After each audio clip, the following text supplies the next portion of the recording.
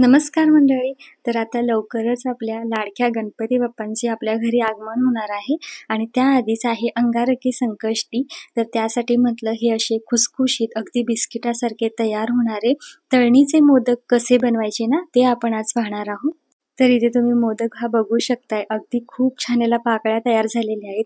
अशा पाकळ्या अगदी सोप्या पद्धतीनं कशा करायच्या हे सुद्धा आपण पाहणार आहोत. पण त्याआधी मी ज्योती तुम्हा सर्वांचं ज्योती स्वादिष्ट किचन या आपल्या मराठी रेसिपी चॅनलवरती खूप खूप खूप अगदी मनापासून स्वागत करते. बिस्किटासारखे अगदी खुसखुशीत मोदक होण्यासाठी पीठ कसं मळायचं ते पाहूया. तर त्यासाठी इथे मी ह्या वाटीने 1 वाटी हा मैदा घेतलेला आहे. मैदा स्वच्छ चाळून घेतलेला आहे. घरातील कोणतीही वाटी घ्या आणि त्याच वाटीनं इथे सांगितलेलं सगळं साहित्य आपल्याला मोजून घ्यायचं आहे. जर तुम्हाला मैदा नको असेल तर तुम्ही ह्या ठिकाणी गव्हाचं पीठ सुद्धा वापरू शकता. आता सेम वाटीनेच आपण पाऊण वाटी होईल इतका हा बारीक रवा घेतलेला आहे. जर थोडासा जाडसर रवा असेल तर मिक्सरला बारीक करून घ्या. तर इथे मी पाऊण वाटी होईल इतका हा रवा घेतलेला आहे. तोही स्वच्छ असा नीट करून घेतलेला आहे. त्यानंतर यामध्ये चवीपुरतं अगदी चिमूटभर मीठ घालून घेतलेलं आहे. आता ही सगळी जिन्नस आहेत ते आपण चमच्याच्या साहाय्याने ना एकजीव करायचे आहेत. व्यवस्थित असं मिसळून घ्यायचे आहेत. तर बघा हाताने मी नंतर हे सगळं व्यवस्थित असं मिक्स करून घेतलेलं आहे. तर यामध्ये मध्यभागी थोडंसं मी असं आळं करून घेतलेलं आहे आणि आता यामध्ये आपल्याला तेलाचं मोहन घालायचं आहे. याऐवजी तुम्ही तूप सुद्धा इथे वापरू शकता. तर 1 वाटी मैदा होता आणि पाऊण वाटी रवा होता. तर त्या एका वाटीसाठी 2 चमचे आणि दुसऱ्या वाटीसाठी 2 चमचे अशा पद्धतीनं 4 चमचे इथं मी तेल घेतलेलं आहे. यापेक्षा जास्त तेल घ्यायचं नाही. तेल चांगलं कडकडीत गरम करून घेतलं आणि यावरती घालून घेतलेलं आहे. आणि आता पुन्हा एकदा हे व्यवस्थित असं आपण मिक्स करून घेणार आहोत. तेलाऐवजी इथे तूप वापरलात ना तरीही चालेल. तर बघा हे सगळं मोहन इथे व्यवस्थित मिक्स करून घेतलं. आता महत्त्वाचं म्हणजे हे सगळं मोहन ह्या पिठाच्या प्रत्येक कणाला लागलं पाहिजे. ह्या हिशोबाने हे पीठ आहे हातावरती असं चोळून घ्यायचं. म्हणजे सगळीकडे हे तेल आहे ना ते व्यवस्थित असं पिठाला लागतं आणि जे मोदक आहेत ते अगदी बिस्किटासारखे खुसखुशीत होतात. तर इथे मी 1 वाटी पाणी घेतलेलं आहे. ज्या वाटीने आपण सगळं साहित्य मोजून घेतोय तर त्याच वाटीने 1 वाटी पाणी घेतलेलं आहे आणि अगदी थोडं थोडं पाणी घालून आपण हे जे पीठ आहे ते मळून घेणार आहोत. एकदमच पाणी घालायचं नाही. लागेल असं थोडं थोडं पाणी घालून हे पीठ मळून घेणार आहोत. अगदीच घट्ट सुद्धा हे पीठ मळायचं नाही किंवा मग खूप सैलसरही हे पीठ मळायचं नाही. कारण जोपर्यंत आपण सारण बनवणार आहोत तोपर्यंत हे पीठ छान असं फुलून येतं. ह्यातील रवा आहे तो सुद्धा छान फुलून येतो. तर बघा इथं अगदी ना जसं पुरीला बनवतो त्यापेक्षा किंचित घट्टसर असं हे पीठ मी मळून घेतलेलं आहे. तर बघा इथं आपलं हे पीठ मी अशा पद्धतीनं व्यवस्थित मळून घेतलेलं आहे आणि पाणी किती लागलं ते दाखवते. तर 1 वाटी पाणी घेतलं होतं तर त्यातील पाव वाटी पाणी अजून शिल्लक आहे.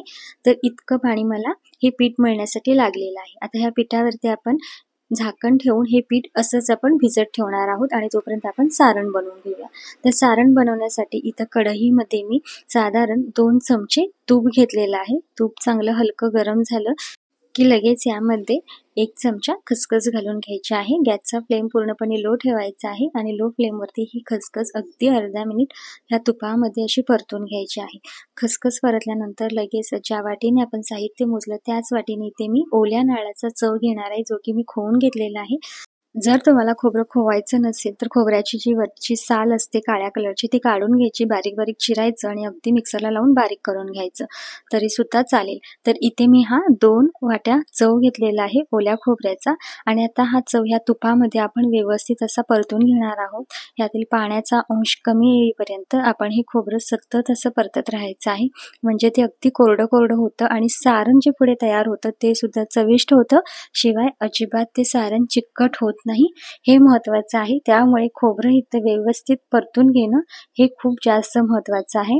तर साधारण बघा 1 ते 1.5 मिनिटं व्यवस्थित असं हे खोबरं मी परतून घेतलं आणि आता बघू शकताय तुम्ही बऱ्यापैकी ना ते अगदी असं कोरडं कोरडं झालेलं आहे. तर अशाच पद्धतीनं आपल्याला हे जे खोबरं आहे ते व्यवस्थित असंच परतून घ्यायचं आहे. चला इथं आपलं हे खोबरं व्यवस्थित परतून झालंय. आता गूळ किती घालायचा तर इथं मी ना अगदी बारीक वेळीवरती चिरून घेतलेला हा गूळ आहे. तर वाटीभर इतका हा मी गूळ घातलेला आहे. म्हणजे जर 2 वाट्या खोबऱ्याचा चव असेल तर त्यासाठी 1 वाटी चिरलेला गूळ हे अगदी परफेक्ट प्रमाण आहे. व्यवस्थित गोडसर होतात. जर तुम्हाला ह्यापेक्षा जास्त गोड करायचे असतील तर अजून थोडा गूळ वापरला तरीही चालेल. पण हे प्रमाण जे आहे ते अगदी परफेक्ट आहे. आता इथे लक्षात घ्यायचं की गॅसचा फ्लेम पूर्णपणे आपल्याला लो करायचा आहे आणि लो फ्लेम वरच आपल्याला हे जे सारण आहे ते बनवून घ्यायचं आहे. जर तुम्ही गूळ किसून घेतलात तर व्यवस्थित अगदी तो ह्या खोबऱ्यामध्ये एकजीव होतो आणि सारण आहे ते खूप छान होतं. आणि जर मोठे मोठे खडे टाकलात गुळाचे तर अजिबात सारण व्यवस्थित होत नाही. त्यामुळे शक्यतो गूळ आहे तो चिरून घ्यायचा. तर बघा इथं आपलं जे सारण आहे ते व्यवस्थित असं तयार झालेलं आहे. अजिबात सारण चिकटसर झालेलं नाही. आता सारण तयार झाल्यानंतर यामध्ये मी जायफळ आणि वेलचीची पूड घालून घेतली. म्हणजे याचा स्वाद आहे ना तो खूप छान ह्या मोदकांमध्ये लागतो. आवर्जून घाला. तर आता पुन्हा एकदा हे व्यवस्थित सारण मी मिक्स करून घेतलेलं आहे आणि बघा इथं आपलं हे सारण किती छान मोकळं मोकळं असं तयार झालेलं आहे. अजिबात ते चिकट झालेलं नाही. तर असंच आपल्याला सारण उकडीच्या मोदकांसाठी किंवा तळणीच्या मोदकांसाठी सेम प्रकारेच बनवायचं आहे. आता सारण अजून चविष्ट होण्यासाठी अगदी चुटकीभर यामध्ये मी मीठ घातलेलं आहे. म्हणजे कोणताही गोडाच्या पदार्थामध्ये थोडंसं मीठ घातलं तर त्याची चव आहे ती दुपटीनं वाढते. मीठ घालून घेतल्यानंतर पुन्हा एकदा मी व्यवस्थित असं परतून घेत आहे. अगदी चुटकीभर मीठ घालायचं आहे, यापेक्षा जास्त नाही. चला इथं आपलं हे सारण आहे बनवून तयार झालेलं आहे. लगेचच आपण मोदक वळायला सुरुवात करूया. तर हे सारण एका भांड्यामध्ये मी काढून घेतलेलं आहे आणि आता इथं बघा आपलं जे पीठ होतं हे छान असं फुललेलं आहे. यातील रवा आहे तो अगदी व्यवस्थित फुललेला आहे. तर अजून 1 मिनिटभर आपण हे जे पीठ आहे हे असं व्यवस्थित असं मळून घेणार आहोत. तर बघा ह्याच पद्धतीनं आपल्याला ना हे जे पीठ आहे ते मळून घ्यायचं आहे. म्हणजे मोदक अगदी खुसखुशीत होतात. तर आपल्याला ना आता ह्यातील ना छोटे छोटे गोळे करून घ्यायचे आहेत. तर हे गोळे संपूर्ण जरी तुम्ही करून ठेवलात तरीही चालेल किंवा मग जसं लागेल तसं ह्यातून गोळे करून घेतलात तरीही चालेल. तर तुम्हाला ना मी एक गोळा करून दाखवते बघा. म्हणजे ह्याच साईजमध्ये आपल्याला ह्याचे गोळे करून घ्यायचे आहेत. कारण आपण अजिबात पारी न करता छान वेगळ्या पद्धतीनं हे मोदक करायला शिकणार आहोत. जेणेकरून 9 शक्या मुलीसुद्धा हे मोदक अगदी सहज बनवतील. तर बघा इतका असा आपल्याला ना हा गोळा हवा आहे.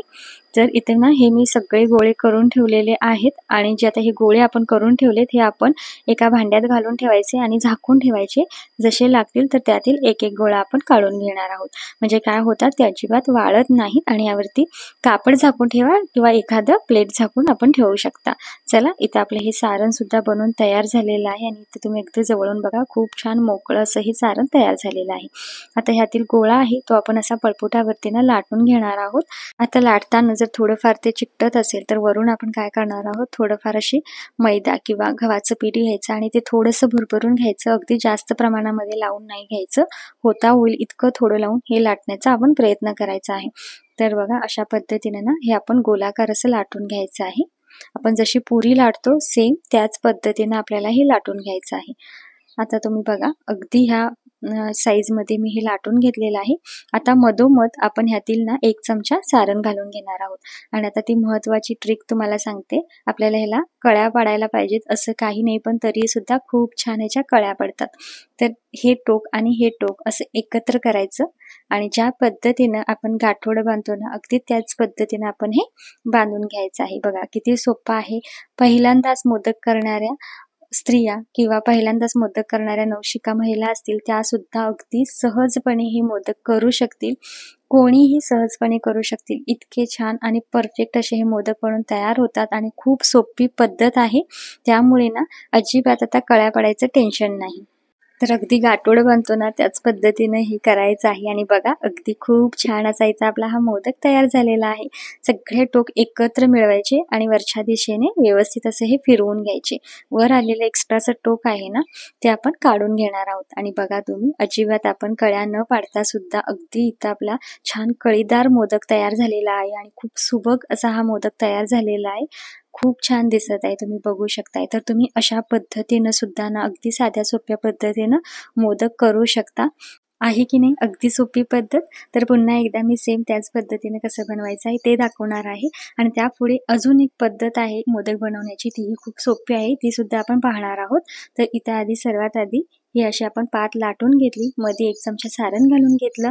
आता हे बघा हे टोक आहे हे एक घ्यायचं आणि हे टोक घ्यायचं, दोन्ही एकत्र करायचं आणि हे बघा अगदी गाठोडं बांधल्यासारखं सेम असं ह्या पद्धतीनं अंगठ्याने आणि बोटाने हे असं पुढे ढकलत ढकलत ह्याचं छान असं एक गाठोडं बनवून घ्यायचं. बघा झाला मोदक आणि खूप छान अशाला ह्याला पाकळ्या सुटतात. अजिबात आपल्याला पाकळ्या कराव्या लागत नाहीत. चला गाठोडं बांधले की झालं. बघा किती छान मोदक तयार झालेला आहे ना आणि खूप छान सुबक दिसत आहे. तर ही खूप छान पद्धत आहे आणि झटपट असे हे मोदक बनून तयार होतात. अजून एक दुसरी पद्धत तुम्हाला मी दाखवणार आहे.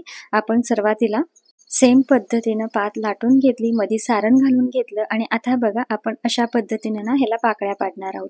म्हणजे बघा ह्या पद्धतीनं अंगठे आहेत ना 2 आतमध्ये घ्यायचे आणि पहिल्या बोटाने एक पाकळी अशी पुढे ढकलायची आणि एका साईडने आपण ह्या अशा पाकळ्या करून घेणार आहोत.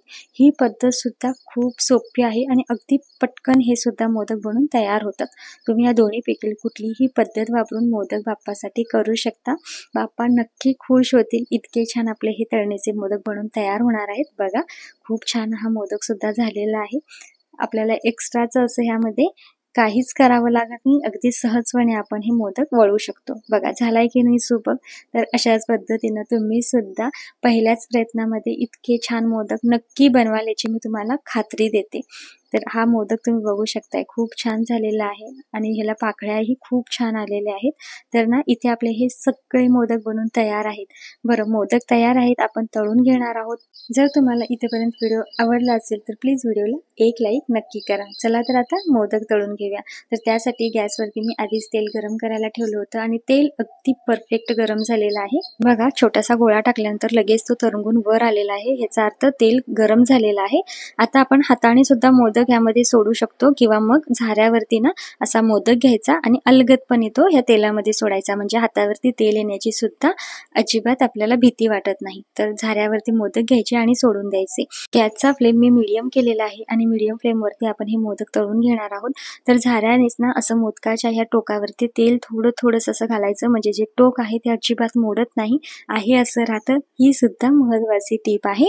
तर इथं ना हे मोदक आहेत हे आपण अलटून पलटून असे तळून घेणार आहोत. बघा ह्याला असं ना डब मारून घ्यायचं म्हणजे ते व्यवस्थित सगळीकडून तळले जातात. आणि बघू शकताय अगदी सेम कलरवरती आपण हे मोदक आहेत ते तळून घेतलेले आहेत. आणि बघा अजिबात त्याच्या पाकळ्या किंवा टोक अजिबात कुठेही सुटलेले नाहीत मोदक तेलामध्ये. अगदी परफेक्ट आणि छान कलरवर असे आपण हे तळून घेतलेले आहेत. अगदी बिस्किटासारखे हे छान खुसखुशीत होतात. तर बघा ह्या झाऱ्याच्या साह्याने मी हे सगळे मोदक असे ह्या तेलामध्ये घालून घेणार आहे. ही दुसरी बॅच आहे. ही सुद्धा आपण सेम पद्धतीनंच तळून घेऊया आणि ह्याचा कलर ना जसा व्हिडिओमध्ये आहे तसा काढा. म्हणजे जे मोदक आहेत ते खूप छान चवीला होतात आणि दिसायला सुद्धा खूप छान दिसतात. तर हे सुद्धा आपण मोदक आहेत ते तळून घेतलेले आहेत आणि आता बाप्पासाठी आपण याचं नैवेद्याचं ताट भरूया. तर मोदक बघा अगदी सुबक आणि छान झालेला आहे. पाहता क्षणी कोणालाही खावासा वाटणारा असेही आपले इथं मोदक तयार झालेले आहेत. तर तुम्हाला आजचा आपला हा व्हिडिओ आणि इथं आपण सांगितलेल्या टिप्स किंवा मोदक बनवण्याची पद्धत कशी वाटली हे मला नक्की कमेंटमध्ये सांगायला अजिबात विसरू नका. चॅनलवर जर तुम्ही नवीन असाल तर प्लीज चॅनलला सबस्क्राईब करा. साईडचं बेल आयकन क्लिक करा जेणेकरून मी बनवलेल्या छान छान रेसिपी सर्वात आधी तुमच्यापर्यंत पोहोचतील. तर पुन्हा भेटू अशा छानशा रेसिपी सोबत. तोपर्यंत बाय बाय.